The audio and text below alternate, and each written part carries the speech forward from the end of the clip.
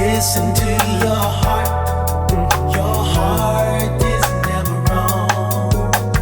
Always face the truth. Your heart won't lead you home. Welcome to Soul Wealth, wealthy conversations that nurture the soul. Get ready for an enlightening conversation that will nurture your soul and help you live your best life. Now, here's your host, Dr. Vicki Johnson. Welcome to the Soul Wealth Radio Show. I am your host, Dr. Vicki Johnson, here on dcradio.gov and 96.3 HD4. Welcome to these wealthy conversations that are guaranteed to nurture your soul. I've had some amazing guests here in studio with me, and today is no different.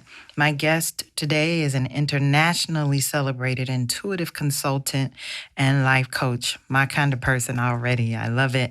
She is passionately dedicated to assisting leaders and individuals live their best lives and achieve their big dreams. She says, I work with people who feel called to do big, great, and meaningful work in the world. And for whatever reason, they're either not doing it or worse, they're doing it unfulfilled. She is the founder of Avalaura's Healing Center in College Park, Maryland. She is a licensed graduate social worker who holds a bachelor's degree in psychology and a master's degree in social work. Wait for it. From Howard University in Washington, D.C. HU, have to do it. It's not planned. It just comes out. Additionally, she is a trained Reiki master, teacher, certified life coach, and spiritual counselor. She's a hypnotherapist, a holistic aromatherapist, and a yoga meditation instructor. Is that why it feels so calm in here? Welcome to the Soul Wealth Radio Show, Avalaura Gaither. I'm so happy to have you here. So much for having me. I'm so happy to be here. I've been trying to get you in here a minute. You have. And I live by and believe wholeheartedly that everything happens when it's supposed to happen. And I'm just grateful to be able to share you with the world on my platform because you are doing it. You have podcasts of your own, and you've have clients every day, and I'm just so grateful. So tell us, who is Avalaura? Avalaura is a force. Love that.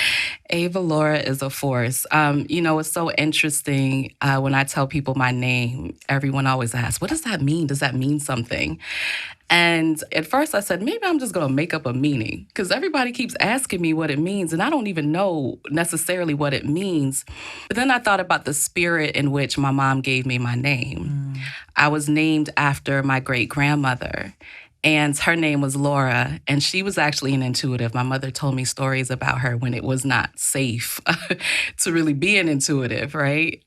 And nor did they even call it that. Right. And so my mom named it after her, and she also saw the name Ava in a baby book. And she just liked the name, and she put the two together and created Avalaura. I love that. I just had a great niece named Ava. So I know she is powerful. She looks like me. Let me just insert this plug parenthetically.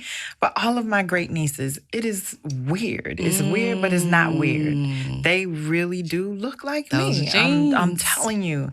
And it's a God plan. It's not my fault. So talk to God about it. That's an insert for my family. But I do have a baby, Ava. She's not even 2 months old. So again, this is in alignment, and you talking about being named after your great-grandmother, which is powerful. Where are you from? Are you from, where were you born? I'm from Connecticut. Okay. But my dad is from Atlanta and my mom is from Oklahoma. Wow. So I have all of that in me. Listen, pause for a moment, because we know there was a great migration of Native Americans from Florida, Georgia, into Oklahoma. I know that for a fact. So you got all of that good juju, if I can call it that, because I grew up with a lot of that same ancestry. So that's really powerful and beautiful that you now are embracing all of that. And it wasn't easy because I certainly, as a child, I did not know what to do with it or what it was or what to call it. You mean with your gift? All of that. Talk about that yes. for a little bit. How was it growing up with the gift? Were you in Connecticut then? Yes. So talk about how was that growing up with that gift that you did not know what to call or what to do with it, because I too was that child. Yeah. And can remember very vividly saying things that I saw that I could not explain before they happened. Yes. In detail. And just being the weird girl, right? Mm-hmm. And then kind of trying to turn it off, but it would not go off. So what was that like for you? I think having that gift and being that child and being recognized as that child, not only by your friends, but by your mother, by your grandmother, the aunts and uncles. I know my grandmother saw it in me early, so she kept me close to her. Okay. She kept me close to her, but when I wasn't around her, because she couldn't be with me always. You were open. Oh, my goodness. Yeah. Open and awkward. Yeah. That's a funny place to be. So talk about that. Like, I didn't even know that was your experience. So this is really awesome for me to connect with your little girl and my little girl. That really shaped me. Having gifts that felt too heavy. Yeah. For me. So what was that like for you? You know what's interesting? It wasn't even that it felt too heavy. It was that I didn't have a language for it. I didn't have an understanding, and I didn't have a guide. And I think that's why I'm so passionate about the work that I do. When people come to me and they're just like, I don't know how to explain who I am or these gifts or what I'm doing or what I want to do with my life, because they have no guide. And I know what that feels like. It's like you're just lost in the wilderness. You have all of this with you, but what do you do with it if you don't know and if no one has taught you? And people may recognize it, but they don't recognize it in a way that makes sense to you or validates you. And so it might be weird, or it might be she's special, but we don't know why she's special. And if somebody can't really tell you why you're special, then you don't necessarily know why you're special. So you can't use that specialness. How did you navigate that, though, coming up?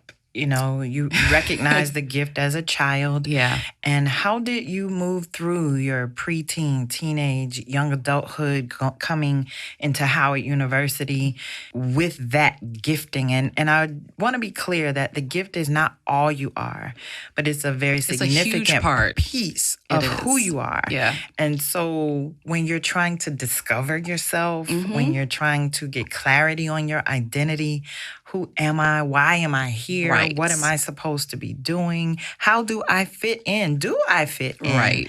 All of those questions come up for all of us.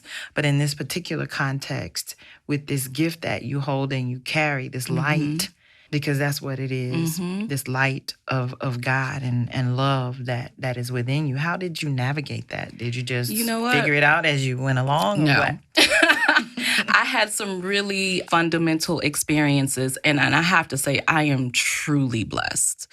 I am truly blessed. Even though my parents would not say I had this gift or knew what it was, my parents always treated me as if I was special, and they instilled in me a level of confidence in who I was. And because I had that groundedness, it didn't really matter what I encountered. And so for me, it was difficult because it wasn't just that I had this gift, but I'm from Connecticut. And everybody thinks it's all white people in Connecticut. It's not. I was raised in a Black neighborhood.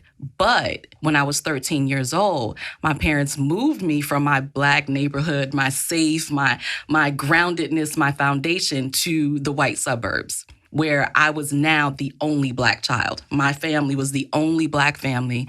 And when I went to middle school, I was one of 2 Black children in that middle school. Wow. And in Connecticut, I know because my daughter went to college in Hartford, Connecticut. There's a very large Caribbean. Yes, there is.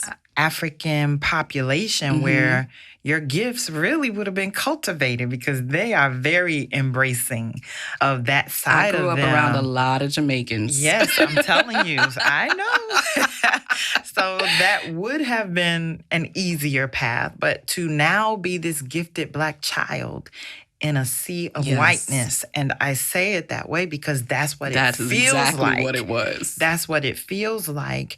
How did you find your inspiration? How did you find the who or the what that inspired you through that to become who you are today? Yeah, it was definitely my family. They definitely grounded me. And even I can't even say it was God. It wasn't religion, because at that point, my family is Christian and I totally just, no, I don't like Christianity. I don't want to go to church. I don't want anything to do with that. And so it was my own connection with God, even talking about my gifts, just my dreams, because a lot of it came from my dreams and my just natural knowingness. So that grounded me in combination with my parents affirming me. And that got me through, because when I was in the sea of whiteness, they expected me to represent all Black people. I know. Because they didn't know any other Black people. So everything that I did, do all Black kids do that? Do all Black kids talk like that? Do they all write like that? Like, I was the representative. And so now I have to try to figure out, think about it, I'm the 13-year-old girl. I have to try to figure out who I am in relationship to what they want me to be and what they're trying to put on me. And I feel like that needed to happen at a young age, so that when I got older and had these experiences, I was very clear about who I was. That's awesome. And so what was a lesson or two that came out of that you now apply to your life as an adult woman? Because you mentioned the age of 13. So between 13 and now, I'm sure you've had some lessons that have shaped you. Can you share some of those? So many. I think one of the biggest things that happened after I finished social work and I got a job, I was working at an outpatient mental health clinic. I was the program director. And I was really excited because here I am. I'm a healer and I've arrived. I've done all the education. I'm where I'm supposed to be. I can finally help people. I got my license, all this stuff. And I realized that the system was not set up to help people heal. And I felt like I was in this broken, dysfunctional system that was really just set up to help people to maintain their dysfunction. And I started getting depressed. I started feeling powerless. I started feeling like, what am I doing here? That this was my goal. And now I am not anywhere close to where I want to be. And so how do I navigate these waters? That everything that I was looking for, that I wanted, is not really what I wanted. Hold on for a second. I want to frame that, because that's a wealthy nugget right there. When you know that you are called, you are born to be a certain person doing a certain work, if you are in an environment that is not congruent to that calling, that is an arrow. That's a sign.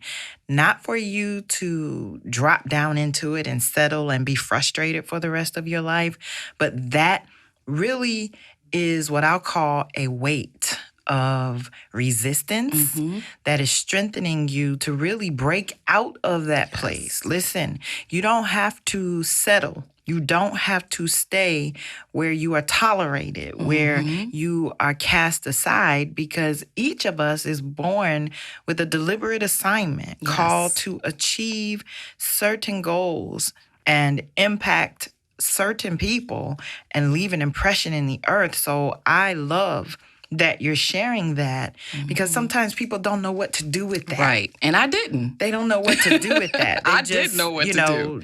Agree with misery. Yes. And live this less than life. Listen, you don't have to do that. Yeah.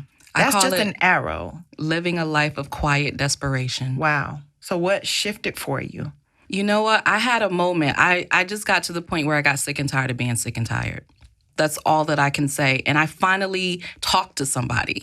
Here I am, a social worker. I'm counseling others. I'm helping others. And I didn't know where to go for help. Wow. And I finally talked to a friend, and she said, Avalor, I'm having this women's retreat. Why don't you come out? And I did. And it helped me to get back to center. It helped me to get back to me, because I didn't realize how out of balance I was and out of harmony I was with myself. Hold on. I know. I want you to flow, and we will. Pay attention to what your body is saying to you. Being out of balance and out of harmony is not normal, y'all. No, it's not. That's not normal. And particularly as Black women, Right. we normalize Yes. stress. We normalize pressure. Oh, I got it. I'm the strong Black Yep. woman. I can handle it. I don't need help. That is not normal. I'm going to say it one more time. That is not normal. Thank you again for sharing that. So you were at this retreat and... Yeah, and that's when it all really, the full weight of it really hit me. Sometimes when you're really going through it, you're literally almost having an out-of-body experience. You know what's going on, but you're not present with yourself, so you don't really feel the weight of what's going on. And so when I got to that retreat and I had a moment to really just reflect and take time out and just look at my life, I had a breakdown. I literally had an emotional breakdown. And I found myself on my hands and knees crying out to God and just saying, you got to get me out of here. I can't live like this anymore. This is not living. Like I am literally dying. And I mean, I cried, I boo-hooed, I let it all out. And of course, I felt better initially because, when you have that release, right, you feel good. And then it hit me that I had to go back to work. The rat race continued. I had to go back to it, that nothing had really changed, except for my realization, which was powerful enough in and of itself. But that's what I did. I went back to work. And what was the pivot? What moment tell you what caused you to pivot? I'm going to tell you what happened. I got back to work on Monday and, full steam ahead, just like I do every day. And my boss calls me into his office and he says, Avalaura, you're awesome. You're wonderful. We love having you, but I got to let you go. That's amazing. The next day. Wow. I said, wow, exactly. I had never been fired from anything in my life. You're talking about overachiever, graduated magna cum laude, like anything that I said I wanted, I got. So I was in shock. And, so ego was having a little bit of a fit. And then spirit took over and said, Avalaura, why are you upset? This is what you prayed for. This is what you prayed for. So what you gonna do? Isn't that something? How powerful we are. I gotta frame that. How powerful we are. Our thoughts, our words have energy and intention. Yep. Even if we don't say the words, if we think it and then feel it in our body, it is a portal of manifestation, which is why you have to watch your thoughts and your words and the company you keep, your eye gates, your ear gates, like what you see, what you hear. That's awesome. Mm-hmm. That's really awesome. It didn't feel awesome at the time. I know it did not. And I have to say that because it didn't. And I really had a decision to make. And the thing is, I had a master's degree in social work. I'm licensed. I could have gotten a job anywhere. Yeah. I could have gone back in the field. And I really took a time out and reflected. And I said, I can't do this. I can't live like this anymore. And so I did what it's so interesting. I think Beyonce had talked about it and people said, how do you ever do this? But I literally took what I call a 6-month healing sabbatical. I did my work. Who am I? Why am I here? I got counseling. All those things that you read off, that's where I did my life coaching training, Reiki, hypnotherapy, aromatherapy. Like that was my 6-month healing sabbatical where I really just took time out for me. So it's okay to stop. It is absolutely okay to stop. And I had to. And the thing is, if I had just kept going, I would have ended up in another position that mirrored exactly where I was. And nothing would have changed. So it really was a divine interruption. Absolutely. Right? That caused you to reset, caused you to shift. And I really, really love that. And it sounds like that was also a moment that changed your life. And so absolutely. Is that when you created what you're doing now, Avalora's Healing Center? Yes. Talk to us about that because I love that. After that 6 month, I opened up Avalora's Healing Center, and that was in November of 2005. Wow. So you've been in business almost 15 years. 15 years. Yep. Congratulations. Thank you. We got to celebrate that for 3 yes, seconds. we do, because it has not been easy. That is amazing. That is amazing. Yes. Tell us about Avalora's Healing Center. What happens there? It's really the manifestation of who I am, of my experience, and what I know is possible and needed for people to really heal and to grow and to really, quote unquote, live their best lives and to live fully. What is a process? Like, who are your clients? Where do they come from? How do they find you? And you'll share your contact information at the end, but you are a very unique practitioner, educated, gifted, Black, female, all of these amazing attributes, if you will. So how do clients find you? What is your ideal client? Who do you work with? So what's so interesting, and this is why I love the fact that I'm from Connecticut in my background. When I first started, all of my clients were white. And I navigated those spaces well because I'm from Connecticut. All of my teachers were white. Because you got to think about it. This was 15 years ago. Black folks weren't talking about this stuff. They weren't talking about Reiki. They weren't talking about meditating and yoga. In fact, it was against Christianity. It was against my religion. I don't know if I can do this. So my clients were white. Eventually, it's really interesting. There was a shift. And I definitely credit Oprah, people like Oprah, and, you know, people have mainstream platforms talking about the importance of therapy and life coaching and healing. There was a shift to where now most of my clients are professional Black women. So just like me, very well educated, master's degrees, JDs, PhDs, you know, all of this work they've done, and they realize they're not happy, that they're not living life on their own terms, that they achieved all of these outside material things, but inside they're dying. This is powerful because not only is the work you do transformative, you are a trailblazer, right? It's easy to fall into a line or a list, really, of people who are now catching on to what has become trendy. But Avalaura, I really want to celebrate you here on this global platform. Thank you. Because you have been doing this work a long time. Before social media. MySpace. Before this MySpace. Was the MySpace. In the beginning of what we now know as a digital culture. You were doing this when you did not have all of the tools to do it. So I just want to take a moment to celebrate you and just say I honor you. Thank you. For embracing that call and that assignment that I know was not an easy thing to do. That's phenomenal. So do you see clients in person and virtually? Yes. So I would say probably now about 35 to 40% of my clients are virtual. Okay. So I do have an office here in the DC area in College Park, but a large majority of my clients are virtual from all over the world. And that's been amazing. Well, get ready to step into your harvest, sister. I mean, you've been doing it for a long time. And, you know, it's like that Chinese tree that you plant and then it just is nothing for years, like decade plus sometime. And then all of a sudden, this huge tree just bursts through the ground and is established. And I really feel that for you. Like, thank you. It is about to explode in your life in every way. And we are friends offline, off the air. And I'm just so excited for you. I can feel the energy even in the studio.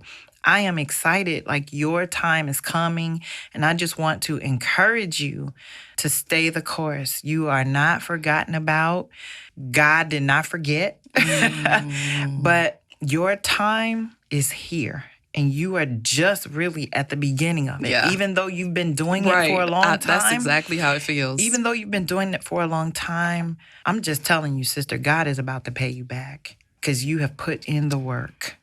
Things are happening for you that you have been praying for, waiting for, hoping for, which is why I said to you what I said the last time we went to lunch that I'm not going to go into.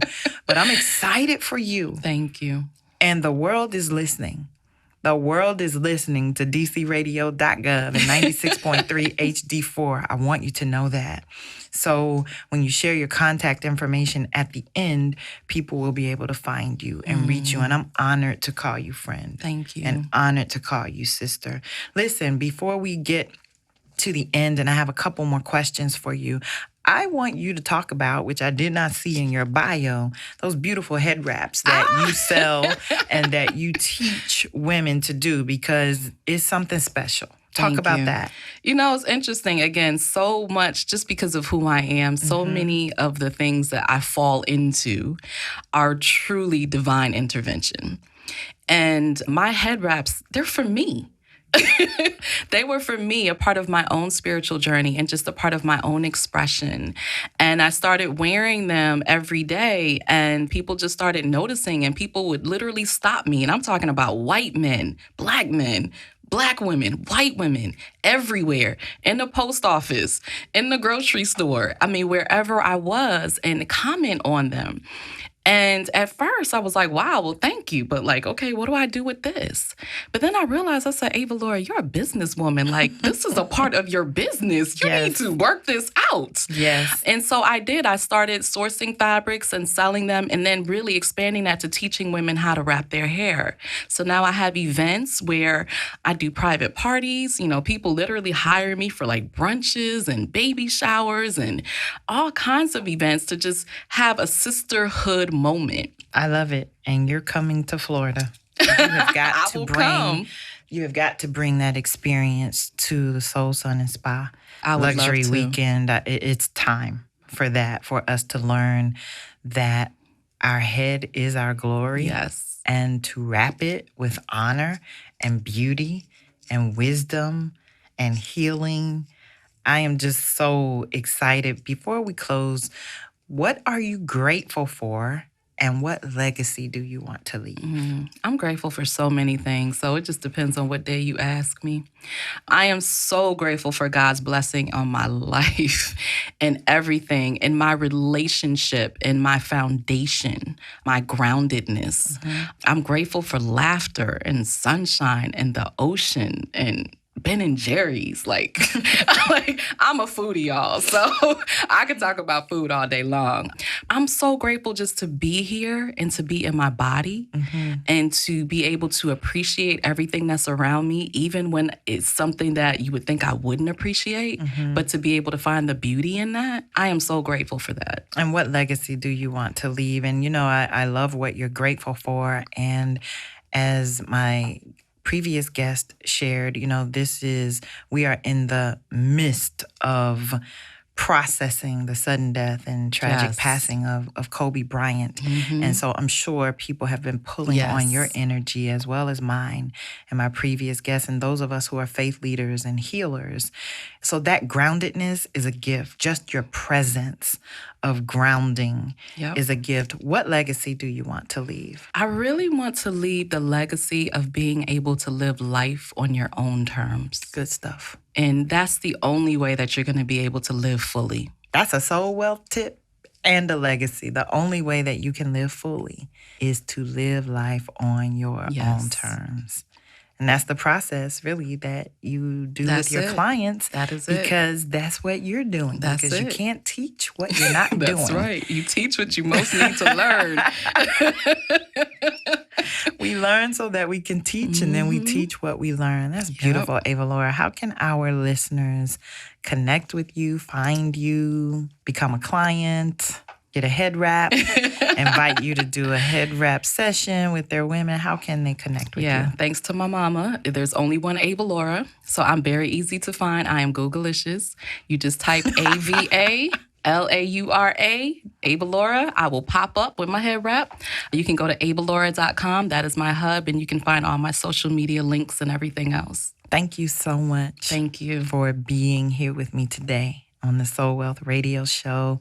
Listen, everybody, I am Dr. Vicki Johnson. You can also visit my website, VickiJohnson.com. That's VIKKI Johnson.com. There you can find my 12th book, Soul Wealth, Finding Vision, Compassion, Authenticity, Abundance, and Legacy in the Midst of Chaos.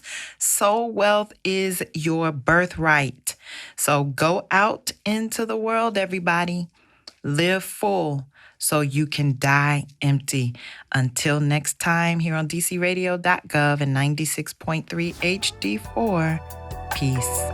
You've been listening to Soul Wealth, wealthy conversations that nurture the soul with Dr. Vicki Johnson. Soul Wealth is not just a brand, it's a lifestyle of vision, compassion, authenticity, abundance, and legacy created one conversation, one choice at a time.